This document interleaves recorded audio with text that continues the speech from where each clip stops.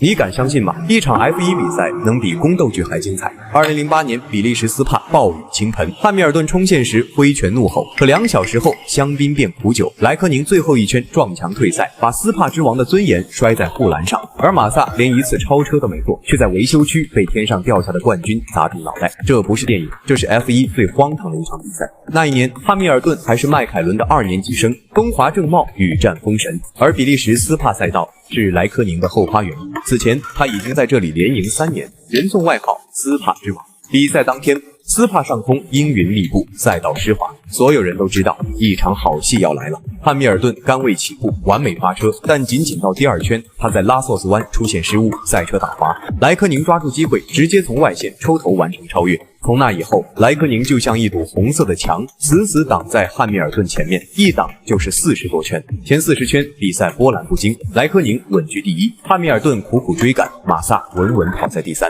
按照这个剧本走下去，莱科宁将在主场拿下赛季第2胜，重新点燃争冠希望。但斯帕之所以是斯帕，他永远不按赛车性能定胜负。说到性能，就不得不提到加时多几户了。俗话说，得加时多者得冠军，这是囊括了 F1、WRC、勒芒等顶尖赛事全满贯的性能基油。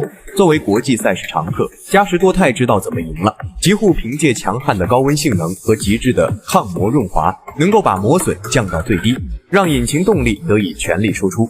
数据显示，极护甚至能让赛车圈速提升 0.01 秒，足以改写比赛结局。所以，追求动力输出和性能的，选择加时多极护绝对没错。比赛还剩最后3圈，大雨倾盆而下，湿地正是汉密尔顿的主场。他从第8弯开始疯狂贴近莱科宁，在 bus stop 减速弯向芬兰冰人施压，两人几乎并排入弯。莱科宁防守第1次，但在发车区后的第1弯，汉密尔顿从外线抽出车头，强行超越了莱科宁。然而就在超车过程中，2辆赛车发生了碰撞，汉密尔顿被挤出了赛道，不得不超近道通过缓冲区。汉密尔顿知道超近道超车是违规的，于是他做了一个决定，主动减速，让莱科宁重新回到前面，然后在下一个弯道，他又一次抽头，干净利落地完成了超越。这次他走的是正常线路。到此为止，一切看起来都合情合理，但斯帕的雨从来不讲道理。就在汉密尔顿第2次超越之后，莱科宁的赛车在雨中彻底失去了抓地力，赛车打滑，高速撞上防护墙，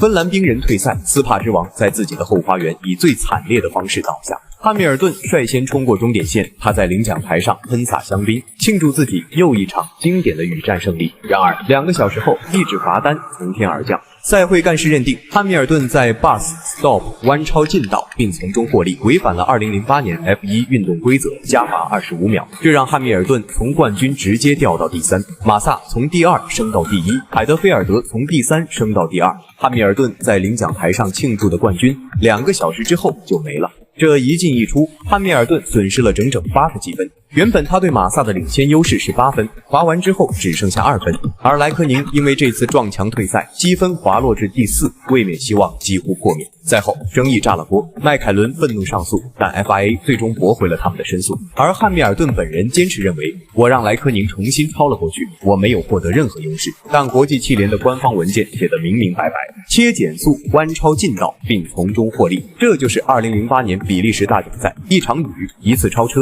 一张罚单，3个人命运的重写。汉密尔顿的胜利被偷走了，莱科宁的冠军梦撞墙了，马萨什么都没做，白捡了一个分站冠军。